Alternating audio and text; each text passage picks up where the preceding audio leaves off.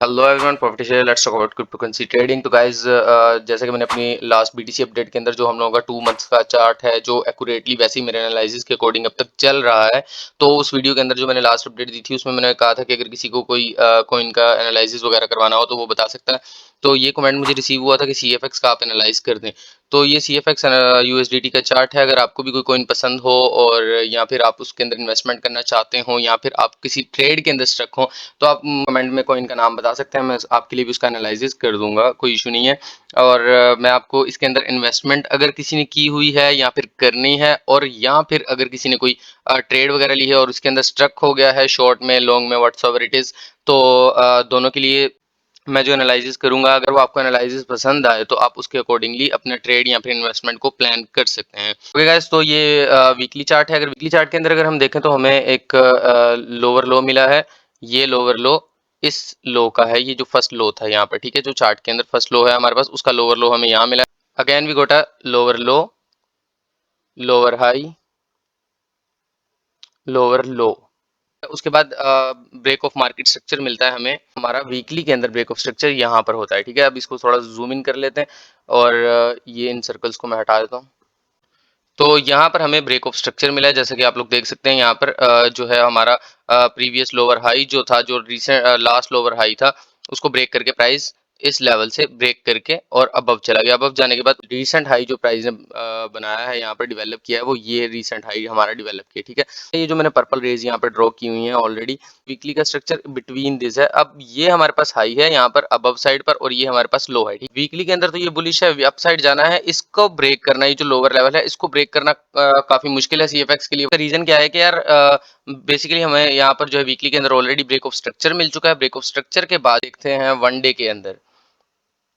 अगर हम इसको वनडे के अंदर देखेंगे, अब ये तो हो गया हमारा वीकली का स्ट्रक्चर के यार हमें पता लग गया कि वीकली का स्ट्रक्चर ब्रेक है और ये वीकली के अंदर बुलिश है। और उसके अलावा ये है कि अब रिट्रेस चल रहा है वीकली के अंदर, जो इसने एक इम्पल्स लिया है काफी बड़ा। यहाँ पर ये वाला इम्पल्स जो है ये काफी खासा बड़ा मूव इसने एक लिया है। ऑलमोस्ट ये मूव 21x का रहा है, तो अब इसका रिट्रेस तो आएगा नो डाउट। सो इस टाइम जो है वो सीएफएक्स रिट्रेस में है वीकली में। तो ओवरऑल ये बुलिश है लेकिन वीकली में रिट्रेस पर है, ठीक है। अब वनडे का स्ट्रक्चर हम देख लेते हैं, इसी के साथ और क्लियर हो जाएगा कि इसका नेक्स्ट प्लान आपको रखना क्या चाहिए।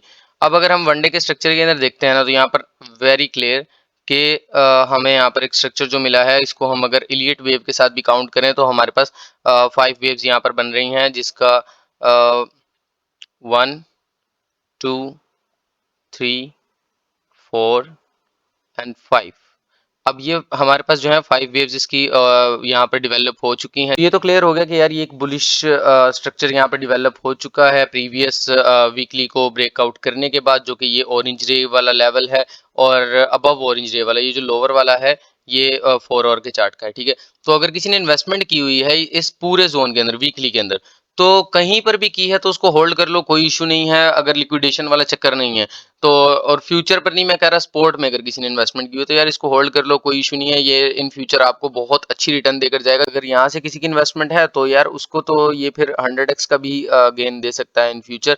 बिकॉज जिसने फर्स्ट वेव के अंदर 21x किया हो, तो व्हाट डज इट मीन कि यार थर्ड वेव तो और इम्पल्सिव होगी, फिफ्थ और भी इम्पल्सिव होगी। तो ऐसा अगर है कि किसी का यहाँ पर कहीं पर बाइंग है, तो फिर तो वो उसको होल्ड कर ले, कोई इशू नहीं है। बात करते हैं कि ट्रेड की, अगर वनडे के अंदर किसी ने ट्रेड में इसको बाय कर लिया है, ठीक है, तो वनडे का स्ट्रक्चर जो है वो सेम है। वनडे का स्ट्रक्चर का हाई यही है जो वीकली हाई है, और जो वनडे का लो है स्ट्रक्चर का, वो ये मेंशन्ड है यहाँ पर, ठीक है। तो यहाँ पर आने की पॉसिबिलिटी है, ठीक है, ये यहाँ तक आ सकता है वनडे की सपोर्ट को टच करने, यहाँ से एक बाउंस मिल सकता है, होप सो। तो अगर किसी ने यार स्विंग ट्रेड के लिए इसको बाय किया था नॉर्मल ट्रेड के लिए, तो उसको चाहिए कि यार ये दो लेवल्स हैं यहाँ पर, ये जो मैंने ड्रॉ किया हुआ है। तो 4 आवर की सपोर्ट इसकी फर्स्ट ऑफ ऑल ये है जो आप लोगों के सामने है। वनडे की मैंने आप लोगों को ऑलरेडी बता दी है कि वो वनडे की जो है वो सपोर्ट कहाँ है। अगर 4 आवर की सपोर्ट जो है हम लोग लॉस कर देते हैं, तो हाई प्रोबेबिलिटी चांसेस हैं वनडे की सपोर्ट को टच कर देगा, ठीक है। अब 4 आवर अगर किसी ने यहाँ पर की हुई है, लाइक ट्रेड ले ली है, किसी ने ब्रेकआउट का यहाँ पर एक इसका फॉलिंग वेज टाइप भी पैटर्न बन रहा है, मैंने देखा है। तो अगर उसका किसी को लगा यार यहाँ पर ब्रेकआउट या किसी फेक आउट के अंदर फंस गया है, तो भाई सिंपल यहाँ तक होल्ड कर सकता है, इससे ज्यादा होल्ड करने की जरूरत नहीं है। ये जो ऑरेंज रे यहाँ पर मैंने मार्क की हुई है, इस ऑरेंज रे के ब्रेक डाउन के बाद आपको होल्ड नहीं करना। शॉर्ट टर्म ट्रेडर्स की बात कर रहा हूँ, अगर किसी ने यहाँ पर इसको बाय कर लिया तो उसको यहाँ पर इस ऑरेंज रे का ध्यान रखना है कि यार इससे बिलो अगर आपको 4 आवर में क्लोजिंग मिले तो निकल जाओ, इसको छोड़ दो, फिर रहने दो। फिर ये आप लोगों को ऑलमोस्ट इस लेवल पर मिलेगा, मे बी वापस ऊपर जाए कुछ इस टाइप का शॉर्ट वगैरह स्क्वीज करने, यहाँ पर कुछ शॉर्ट्स डेवलप हो रहे होंगे तो यहाँ पर मे बी कुछ बन जाए, कुछ ऐसे हो। तो जब ये यूं अबव साइड आए तब भी आप निकल सकते हो, लेकिन मेरा कहना तो यही है कि जब आपको डाउन साइड एक वो मिल जाए, क्लोजिंग मिल जाए 4 आवर में, तो फिर आप इससे निकल जाना, ठीक है।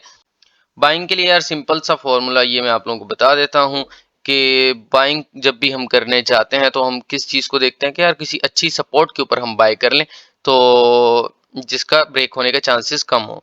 अब फर्स्ट ऑफ ऑल ये जो मैंने नीचे ग्रीन कलर का ये मेंशन किया हुआ है बॉक्स पूरा अराउंड 0.95 टू 0.57, ये बेस्ट जोन है इन माय ओपिनियन। रीजन क्या है इसका, एक तो ये प्रीवियस लो भी हमें यहाँ पर मिलता है, ठीक है, जिसके बाद हमें एक इम्पल्स भी मिला हुआ है, ये देख रहे हो आप, ये एक इम्पल्स हमें इसके बाद मिला है। व्हाट डज इट मीन कि यहाँ पर कुछ बायर्स हैं, ठीक है। एक तो ये हो गया, दूसरा यही स्ट्रक्चर जो है वो ब्रेक हुआ है यहाँ पर, और CFX ने फिर यहाँ से रिट्रेसमेंट के बाद वन डे का स्ट्रक्चर का लो दिया यहाँ, और फिर वीकली का स्ट्रक्चर का हाई यहाँ पर दे दिया। तो ये लेवल भी इम्पोर्टेंट है, ठीक है। इसलिए तो एक तो ये लेवल इसलिए इम्पोर्टेंट है, दूसरा इसकी जो फर्स्ट वेव है जो हमने अभी एलियट वेव के अकॉर्डिंग जो काउंटिंग की है यहाँ पर 5 वेव्स की, तो इसकी जो फर्स्ट वेव है उसका स्ट्रक्चर यहाँ पर है, उसका हाई ये है और लो ये है। और ये फर्स्ट वेव वैसे भी थोड़ी छोटी वेव होती है, ये वेव का जो ये वाला स्ट्रक्चर है इसका स्ट्रॉन्ग सपोर्ट जोन रिएक्ट करेगा, बिकॉज वीकली में हमारे पास ब्रेक ऑफ स्ट्रक्चर है, हमारे पास 5 वेव्स भी कंप्लीट हो चुकी हैं। तो यहाँ पर हम बाय कर सकते हैं इस ग्रीन जोन के अंदर, ठीक है। और ग्रीन जोन के बाद हमारे टारगेट्स क्या होने चाहिए, अगर हम अपने टारगेट्स वगैरह देखते हैं इसके अंदर, यहाँ तक रिट्रेस कर जाते हैं तो फिर हमारे टारगेट्स ये हो जाएंगे अबव अबव दिस वेव 1, ये टारगेट हो सकता है हमारा, और ये एग्जैक्ट वीकली स्ट्रक्चर के हाई पर ही है, ठीक है।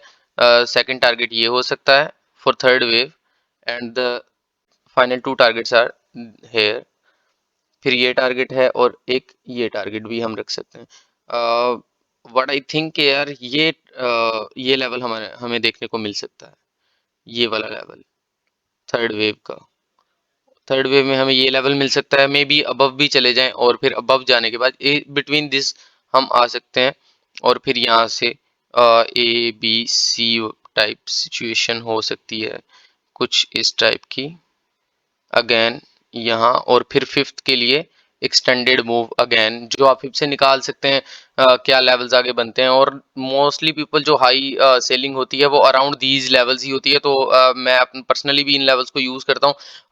जब भी ये लेवल्स में ड्रॉ करता हूँ तो मेरी कोशिश ये नहीं होती कि एग्जैक्ट इस लेवल के ऊपर ही सेलिंग पॉइंट जो है अपना रख लूँ, या एग्जैक्ट इसी पॉइंट के का वेट करूँ, तो मैं इनसे थोड़ा सा बिलो सेलिंग ऑर्डर में लगा देता होता हूँ। तो आप भी इसको यूज कर सकते हैं। होप सो आपको क्लियर हो गया हो कि अगर आपने इन्वेस्टमेंट की हुई है तो आपने क्या करना है। अगर आपने ट्रेड की हुई है आप शॉर्ट टर्म ट्रेडर्स हैं और इसके अंदर स्टक हैं, तो आपको क्या करना चाहिए, किन लेवल्स का वेट करना चाहिए, किन लेवल्स पर बाइंग करनी चाहिए, कहाँ पर आपको लॉस एक्सेप्ट कर लेना चाहिए, समझ आ चुकी होगी। तो अगर आपको मेरा एनालिसिस पसंद आया तो आप इसके अकॉर्डिंग अपनी ट्रेड्स को सेट कर सकते हैं। हमारी वीडियो को लाइक लाजमी कर दीजिएगा, हमारे चैनल को सब्सक्राइब कर दें। और अगर आप किसी कॉइन के अंदर स्टक हैं, या फिर आपको कोई कॉइन एज एन इन्वेस्टमेंट करने के लिए पसंद है बहुत ज़्यादा, तो और उसका एनालिसिस आप मुझसे करवाना चाहें और आपको एनालिसिस हमारे पसंद हो, तो आप कमेंट्स में बता सकते हैं, मैं आपके लिए भी उसका एनालिसिस कर दूंगा। Thanks for watching our video. अपने स्लोगन के साथ वीडियो का एंड करते हैं, नॉलेज शुड बी फ्री।